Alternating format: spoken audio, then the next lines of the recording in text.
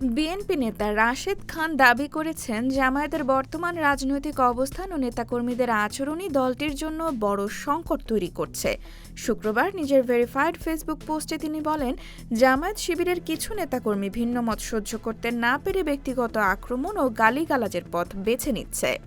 রাশেদ খানের মতে, রাজনৈতিক যুক্তির পরিবর্তে অপমানজনক ভাষা ব্যবহার দলের ভাবমূর্তি ক্ষতিগ্রস্ত করছে।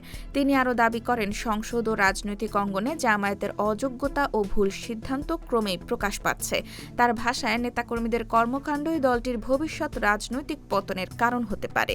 তবে এ বিষয়ে জামায়াতের পক্ষ থেকে এখনও আনুষ্ঠানিক কোনো প্রতিক্রিয়া পাওয়া যায়নি। রাজনৈতিক বিশ্লেষকদের মতে, এমন বক্তব্য দেশের চলমান রাজনৈতিক বিতর্ককে আরও উস্কে দিতে পারে।